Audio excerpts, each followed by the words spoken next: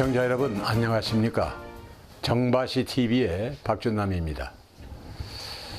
1958년에 인구 50만 명이었던 인천이 1981년에는 7월 1일에 경기도에서 분리해서 인천 직할시로 승격되고 강화군과 옹진군이 편입되면서 1995년에 광역시로 행정체제가 개편이 되었습니다.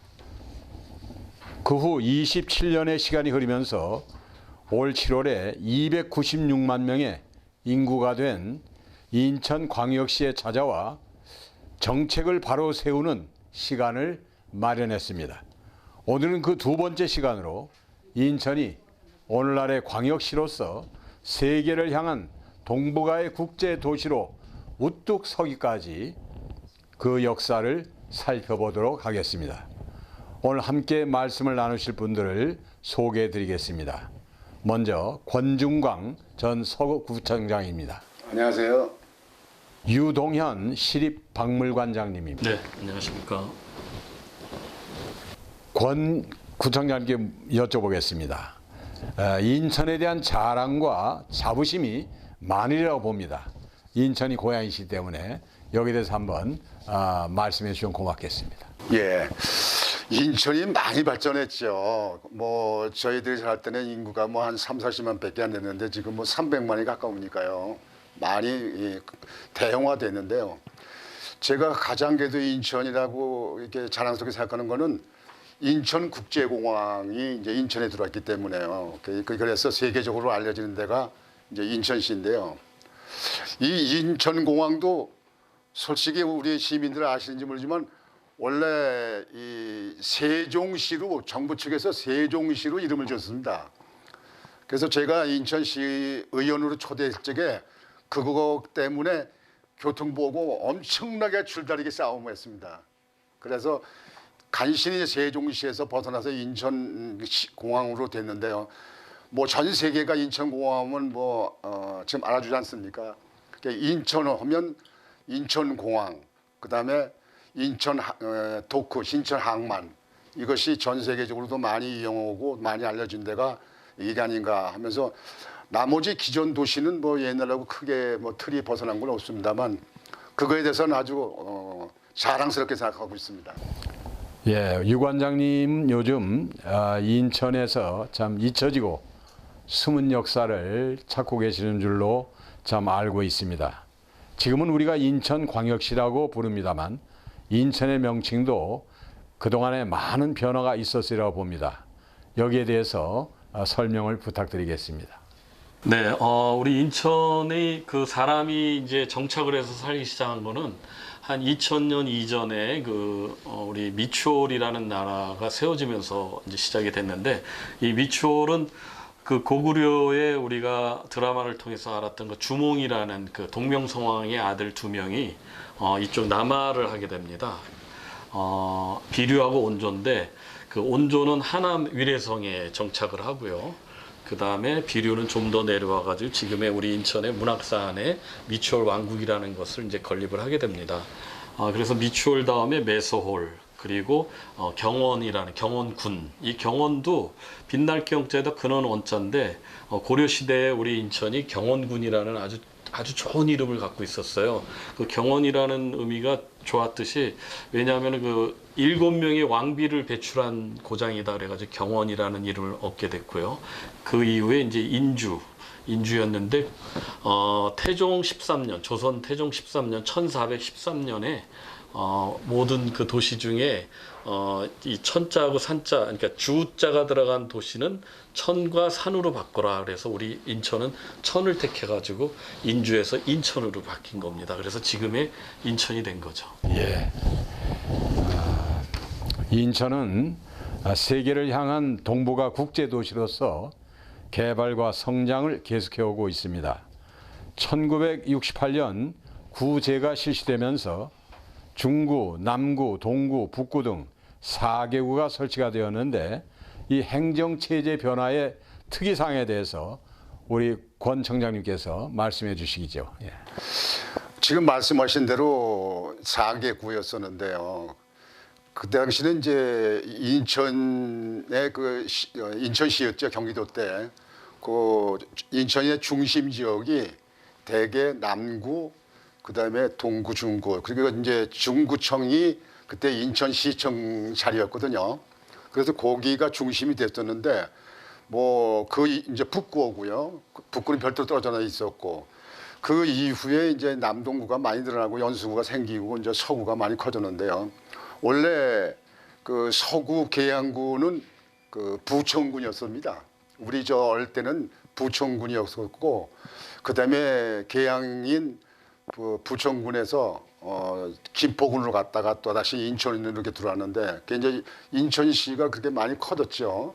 근데 지금 현재 인천에 행정개혁을 한다는데 제가 생각할 때는 행정구역에 내부적으로 이렇게 세세하게 하는 것도 중요하지만 인천의 구가 방위 개념이 됐거든요. 그래서 지금 현재 젊은 학생들이 많이 물어봐요. 아니 동구가 어떻게 동구가 그쪽에 있냐, 거기가 북구나 서구가 아니냐 이렇게 얘기하는 사람도 있습니다. 이게 동구가 그러니까 옛날에 그 인천시가 지금 현재 중구청 자리에 있을 당시에 방위 개념인데요. 행정 개혁도 중요하지만 이 각 구의 명칭부터 이게 개정돼야 됩니다. 학생들한테 뭘 가르치겠습니까 이게? 동구는 거기가 있고, 그다음에 북구는 저기가 있고, 서구는 또 이쪽으로 나와 있고 말이에요. 북구가 서구가 지금 바뀌었잖아요 이게. 그래서 인천시가 이건 바로 잡아야 된다고 생각합니다. 앞으로 이걸 언제까지 이렇게 두고 있을 거냐. 그래서 행정 내부적 개혁을 하기 전에 이 각 구의 그 명칭, 방위 개념부터 바로 잡아주어서 우리 후대들한테 제대로 알려줘야 된다 이렇게 생각합니다. 그래서 지금 전에 박 청장이 남구를 미출구로 이제 바꿨는데요. 그 이제 방위 개념을 그걸 벗어났죠 이제 그게요. 그래서 지금 현재 인천시를 중심으로 봤을 적에 남동구 하나 맞는 것 같습니다. 남동구. 북구도 안 맞고 또 서구도 방향이 서구 쪽이 아니고 서구가 북쪽이거든요 이게. 그래서 방위 개념부터 빨리 이 개혁이 돼야 될 거라 이렇게 생각됩니다. 세월이 지나다 보면 역사 가운데도 잊혀지는 것이 있고 또 발굴되지 않은 그런 것도 있고 또 문화도 이제 왜곡된 이런 부분들이 있을 것입니다. 여기에 대해서 우리 참 여러 가지로 연구하시고 또 개발하려 노력하시는 유 관장님의 그 이야기를 들어보겠습니다. 사실 그 얼마 전까지 인천 하면 그 일제강점기 때 조선인과 일본인의 인구수가 거의 똑같은 시절이 있었습니다. 인천이. 그러다 보니까 그 사람들이 생각할 때 인천은 예전에 일본 도시가 아니었냐, 조선 속의 일본 도시가 아니냐 이렇게 생각을 해서 독립운동이라는 건 싹조차 없지 않았냐 이렇게 생각하는 사람들이 많았어요. 근데 그렇지 않습니다. 인천에서 굉장히 중요한 일들이 많았습니다. 3.1 운동도 서울에서 시작된 게 인천에서도 우리 심지어는 창녕초등학교, 지금의 창녕초등학교 학생들이 독립운동도 했었고, 그다음에 뭐 장길이라고 이제 우리 부평 쪽에서도 했었고, 영종이나 용유에서도 다 독립운동을 했었고요. 그거에 못지않게 참 중요한 일이 뭐가 있었냐면 1919년 4월 2일 날 우리 지금의 자유공원, 옛날에 그걸 만국공원이라고 그랬는데 그 만국공원에서 그 한성 임시정부 선포식이 있었습니다. 이거는 뭐냐면 한성 임시정부가 나중에는 상해 임시정부하고 합쳐지면서 그 전국대회를 한 유일한, 조선에서 전국대회를 한 유일한 임시정부다 그래가지고 굉장히 정통성으로 인정을 받고 있거든요. 그거를 우리 인천에서 한 겁니다. 홍진 선생님이라고 그분이 주동이 돼가지고 거기서 독립운동 임시정부를 처음으로 선포를 했기 때문에 요즘에 그게 굉장히 부각이 되고 있습니다. 조명을 하고 있는데 앞으로는 우리 인천이 결국 상해 임시정부가 우리 대한민국 임시정부의 정통성을 이끌어 갔는데 그걸 거꾸로 가다 보면 그 만국공원에 있었던 한성 임시정부의 그 일은 굉장히 중요한 일이거든요. 그래서 우리 인천 시민들한테 그 예전에 그냥 일본 도시 아니었냐, 일제가 거의 장악하고 있었던 도시가 아니냐 이렇게 된 그 잘못된 왜곡된 그거는 우리 아까 권 청장님께서 말씀하셨죠. 우리 학생들한테 굉장히 중요한 얘기거든요. 그런 걸 많이 저희가 교육을 시켜야 된다고 생각을 합니다. 예. 이제 개항한 지 벌써 100년이 지나가는데 그 100년 이후에 그 인천의 어떠한 그 비전이라 그럴까 이런 것들이 뭐 생각해 두신 것이 있다면 우리 관장님 말씀 좀 해주시죠. 내년이 개항이 인천 개항된 게 1883년입니다. 내년이 140주년이 되는 해입니다. 굉장히 어떻게 보면 이제 10부로 따졌을 때 하나의 그 터닝 포인트가 되는 그런 해인데 우리 인천에서 보면은 그 동안에 이 개항을 그 일제가 했던 1883년 어쨌든 강압적으로 할 수 있어밖에 없었던 그 개항만 생각을 하는데 제가 볼 때는 그렇지 않습니다. 백제 시대 때 이미 우리 지금의 연수구에 능어대라는 데가 있거든요. 그 능어대에서 우리가 스스로 중국과 교역을 하려고 이제 위에는 고구려가 있기 때문에 백제가 결국 중국하고 교역은 바닷길을 통해서밖에 할 수 없었는데 그 바닷길의 출발점을 능어대로 본 거예요. 그래서 능어대가 사실은 우리 인천의 첫 개항입니다. 그리고 1883년 일제에 의한 강압, 뭐 어떻게 보면 외세에 의한 강압은 두 번째 개항이고요. 근데 세 번째 개항은 아까 우리 청장님이 아주 중요하게 말씀하셨던 인천 개항, 그렇죠. 국제공항 개항.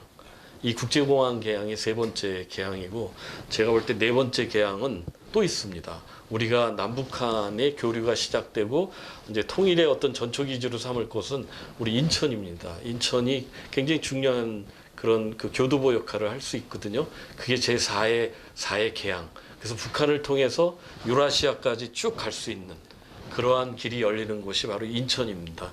그래서 우리 인천은 미래가 앞으로 쭉 개항을 통해서 전 세계의 주목을 받을 수 있는 도시가 아닌가 이렇게 생각을 합니다. 인천의 여러 가지 특별한 장점 또는 인천의 가치, 인천의 정신이라고 할까 이러한 것들에 대해서 우리 권 천장님 말씀을 좀 해주시죠. 뭐 우리 시청자들 여러분들 잘 아시는 바와 같이 인천이 원래 지금 왕조 시대 때 그 전철을 제일 먼저 놓은 거 아닙니까? 서울에서 제물포까지 전철이 나와서 지금 그게 경인선이 이렇게 됐는데요. 그냥 가장 인천의 그 제물포에 이제 항구가 있기 때문에 인천 쪽에 왕조 시대에도 그때 많이 신경을 썼던 데가 인천이었고요. 그다음에 인천은 아까 우리 관장님 말씀하신 대로 일제 시대 때 독립 만세 운동을 했던데 제가 이제 계양에 아까 말씀하신 계양 그 황해장터라는 데가 있는데 전국에서 소가 제일 많이 나는 장터가 황해장터입니다. 하루에 500마리에서 1000마리 정도가 거기 나오면 서울에 있는 그 고기를 대는 소를 갖다가 그쪽에다 황해장터에서 구입하고 그랬거든요. 가장 큰 그 장터인데 그 장터에서 만세 운동을 했습니다. 저희 할아버지나 저희 아버님들 또 우리 산도 작은아버지 큰아버지 이런 놈들이 이제 만세 운동을 했는데 하얀 두루마기를 입고 만세 운동을 했습니다. 이러한 것이 인천의 그 수도권에서 유일하게 그 뿌리를 찾아보면 그런 것이 인천의 많은 곳을 찾아낼 수 있습니다. 이게. 그래서 그런 쪽에 인천에 많은 그 개발이 있어야 될 것이고 지금 인천이 이렇게 많이 그 커지다 보니까 인천 쪽에 인구만 지금 그건 300만이 늘어났지 인천에서 있는 사람들이 거의 다 60, 70%가 서울로 출퇴근합니다. 그래서 인천 지역에 있는 사람들이 사실상은 배 뒤로 잠만 자는 곳이 인천이 됩니다. 이래서는 이 인천 도시 기반이 이게 안 되거든요. 그래서 이런 거를 앞으로 인천 지역에 서울로 가는 분들이 서울의 위성 도시가 되지 않도록 인천에서 먹고 자고 일하고 또 학교도 인천에 다닐 수 있도록 이렇게 종합적인 것을 갖다가 인천시가 해야 되는데 인천광역시 자체가 저는 거기에 대해서는 불만족입니다. 뭐 울산도 광역시, 뭐 광주도 광역시 이러는데요. 인천은 지금 현재 수산업 하는 사람들, 농업 하는 사람들, 과수원 사람들, 원예하는 사람들, 그다음에 뭐 그 이 공단 뭐 몇 개 공단이 있잖아요. 이런 것이 종합적으로 되어 있는데 인천도 이제는 광역시에서 벗어나 특별시로 만들어야 된다고 생각합니다. 그래서 인천이 지방자치제를 하면서 특별하게 이렇게 할 수 있도록 또 큰 공항, 그다음에 항만 뭐 이런 걸 가지고 있기 때문에 이런 걸 인천시가 그 행정계획을 하면서 그걸 종합적으로 좀 검토가 돼야 된다고 생각합니다. 이게. 예. 인천시 행정체제 개편 계획이 순조롭게 진행된다면 무엇이 좋을 것인지 우리 권 총장님 다시 한번 말씀해 주시죠. 그러니까 아까 그 말씀드렸듯이요. 우선 그 각 구의 명칭부터 방위 개념부터 고쳐야 된다고 생각하고요. 두 번째는요. 지금 인천의 부평구가 제일 인구가 많다가 지금 현재 서구가 지금 제일 많게 됐습니다. 뭐 거의 60만 정 돼가는데요. 뭐 지금 현재 검단 신도시 입주하게 되면 60만이 넘을 겁니다. 그다음에 뭐 부평구가 53만, 그다음에 남동구가 또 51만 이렇게 인천이 이렇게 대형화되는데요. 그 이렇게 많이 그 큰 도시는 그 구 자체에서 그걸 그 주민들에게 행정적으로 그 복지 차원에서 할 수 있기가 참 어렵습니다. 뭐 잘 아시는 바와 같이 워싱턴시가 인구가 50만이라고 합니다. 50만. 워싱턴시라는 데가 50만이라고 그러는데 이게 구가 지금 현재 60만이 다 돼간다. 이거는 행정적으로 우리 주민들에게 밀접하게 이게 미치는 영향이 아주 부족하다고 생각합니다. 그래서 그런 걸 행정개혁할 때에 앞으로 그 최소한 50년을 내다보고 미리 그 구를 그 분할을 한다든지 또는 그 중에 특색이 있는 그 구를 만들어서 그래서 그 구에 있는 데가 지방 자체에 걸맞는 그런 쪽으로 발전이 돼야 된다고 생각합니다. 곁들여서 한 번 더 말씀드리면요. 인천시 행정이 너무나 근시안적으로 미래를 내다보지 않았기 때문에 지금 현재 보시면요. 지금 주안공단이 지금 현재 그 주안과 서구 있는 가운데 주안공단이 있습니다. 그러니까 주변에 전부 다 뒤에 아파트가 있는 가운데 공단이 있고요. 부평도 마찬가지고요. 근데 이거를 진작에 미리 그 공단을 이전시키고 거기를 반대로 주택 개발을 한다든가 이렇게 했어야 되는데 물론 예산이 많이 들어가니까 견인지 모르지만 앞으로 행정계획한다면 그런 것부터 세세하게 미리 내다보고 앞으로 10년에 1차 이거기 앞으로 뭐 30년은 어디까지 50년 어디까지 이렇게 해야 되지 지금 당장 뭐 조금씩 해서 구만 이렇게 분할하고 그렇게 하는 것은 바람직하지 않다고 생각합니다. 특히 동구 같은 데 지금 인구 7만 밖에 안 되는데요. 동구는 면적이 더 나갈 데가 없습니다. 그러면 그 동구 같은 데는 우리가 전에 그 90년대 시의원 때도 동구를 중거고 합병해가지고 구를 하나 없애야 되는 얘기를 추진했었는데 이 정치권들이 국회의원들이 주민들 표를 받기 위해서 그걸 말을 못 꺼내고 못했습니다. 이게 지금까지 그렇게 나왔습니다. 근데 동구에서 면적이 많이 있어가지고 거기 더 늘어날 확률이 있다. 늘어날 확률이 있다. 그러면 모를까? 그렇지 않으면 어디 합병하든지 이렇게 남구고 합병하든지 중구고 합병하든지 해서 구를 하나 줄이고 또 큰 구를 하나 늘리고 이렇게 하는 방법. 이것이 인천시에서 해야 될 일인데 인천시가 안 하면 정부가 미리 알아서 하질 않거든요. 이런 쪽에 특별히 인천시가 관심을 갖기를 이렇게 바랍니다. 예, 인천 시내에 보면 부평에 부평 캠프 마켓이라는 것이 있습니다. 지금은 아마 철수된 것으로 이렇게 알고 있는데 거기에 대해서 우리 유관장님이 좀 상세하게 설명해 주시면 고맙겠습니다. 네, 지금 부평 캠프마켓이 이제 평택으로 다 이제 이전을 해서 거기는 지금 현재 토지 정화 작업을 하고 있습니다. 왜냐하면 약간 다이옥신이라든지 아니면 좀 유해 물질들이 좀 있는 토양이 있어가지고 거기를 하고 부분적으로만 개방을 했죠. 그래서 부분적으로 개방이 되고 있는데 완전 개방을 할 날도 이제 머지 않았다고 봅니다. 근데 이제 제가 박물관 관장으로서 그러니까 역사적인 차원에서 보면 물론 주민들께서는 거기에 여러 가지 편의 시설이 들어오는 걸 원하겠죠. 근데 역사를 지워버린다는 거는 미래가 없는 겁니다. 사실 역사가 있어야 미래도 있는 거거든요. 그래서 캠프마켓 이전에 사실은 일제가 거기다 조병창이라는 군수공장, 아시아에서 제일 큰 군수공장을 세웠던 곳입니다. 그래서 지금도 그 건물이 남아있고 그 오롯이 그 역사가 남아 있는데 이것을 다 철거하고 철폐하고 거기다 새로운 것을 세운다는 거는 조금 저희 입장에서는 좀 고려가 돼야 된다고 좀 봅니다.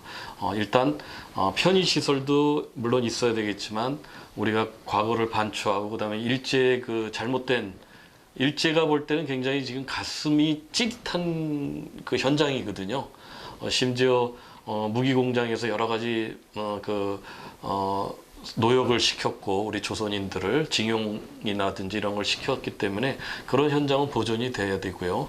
그래서 부평이 역사와 미래가 같이 공존하는 그런 도시가 돼야 된다고 저는 봅니다. 미래가 계속 우리에게 다가온다고 해서 우리는 그 역사를 폐기하거나 또는 무시하거나 또 무너지게 하는 이러한 일들이 사실 전국적으로 보면 간간히 나오는 것 같습니다. 그러나 인천시는 이러한 그 역사적인 이러한 그 유적 또는 유물, 역사적인 가치로 보존받을 수 있는 것이 있다면 이것을 잘 보존하고 또한 이러한 그 보존하는 일들이 앞으로 인천의 미래를 향해서 또 뭔가 인천의 미래상에 참 어떠한 그 모델들이 있는가 이런 것들을 우리 유관장님에게 다시 한번 질문해 드리도록 하겠습니다. 사실 인천은 저는 한 말씀으로 드리면 서울이 못 가져가지고 서울이 갖고 싶어서 안달을 하는 것들은 인천에 참 많습니다. 지금 그 한 예로 우리가 개항기만 생각하는데 사실 개항기 이후에 우리 인천이 굉장히 중요한 역할을 했는데 바로 산업화 시대가 있었어요. 이건 전국적으로 대한민국을 부흥시키는 거에 인천이 초석 역할을 한 그런 그 공장들이 아직도 많이 남아 있거든요. 이 공장을 한때는 그냥 공예 시설 안 좋은 그런 시설로만 이렇게 봤지만 지금은 우리가 새롭게 그걸 봐야 됩니다. 이런 것이 있기 때문에 오늘날의 대한민국이 있었구나라는 걸 알아야 되기 때문에 저는 이번에 그 행정 개편을 통해서 주로 이제 그러한 공장 시설이 동구에 많이 몰려 있거든요, 현재도. 그래서 만약에 이런 것들이 예를 들어서 일진 전기라든지 이런 것은 지방으로 갔고 동일방직도 떠났기 때문에 지금 비어 있는 공장으로 있는데 여기에 과연 그냥 아파트만 세워야 되는 것이냐? 저는 그 좀 의문점이 있습니다. 이건 새로운 문화 공간으로 만들어서 어떻게 보면 우리가 외국의 어느 좋은 도시에 가보면 새로운 도시가 있고 그 옆에 올드타운이라고 있습니다. 이게 같이 조화가 돼야 참 멋진 도시라는 평가를 받거든요. 새로운 것만 있어가지고는 그 사실 좀 지겹습니다. 옛날에 어떤 역사가 있고 문화가 있고 그 흔적이 있는 것이 같이 양립이 돼야 멋진 도시가 되듯이 우리 인천은 앞으로 신도시, 그 국제도시가 지금 몇 개 있고 그 다음에 중구나 동구나 미추홀구 같은 올드타운 같은 것도 물론 거기에 사시는 분들이 불편해서는 안 되겠죠. 그건 행정적으로 어떻게 잘 풀어가지고 옛날의 모습도 유지를 하면서 이렇게 좀 양립이 되는 그런 멋진 인천이 됐으면 좋겠습니다. 저는. 예. 네, 오늘 함께 말씀을 해주신 권중광 전 서구청장님과 또 유동현 인천시립박물관장님 참으로 그 말씀에 감사를 드립니다. 오늘은 인천시의 행정체제 개편과 관련해서 인천시의 역사를 살펴보는 인천시의 어제와 오늘 그리고 내일에 대해 말씀을 나눠보았습니다. 자치구 개편은 주민 생활에 큰 영향을 미치는 복잡하고도 민감한 문제로 시민과 기초자치단체, 지역사회단체, 정치인 등 다양한 이해관계자들의 동의와 협력이 요구되는 것입니다. 다음 시간에는 인천시 행정체제 개편 구상에 대해서 시민과 사회단체 등에서는 어떻게 이것을 보고 있는지 다양한 의견을 살펴보도록 하겠습니다. 지금까지 진행의 박전남이었습니다.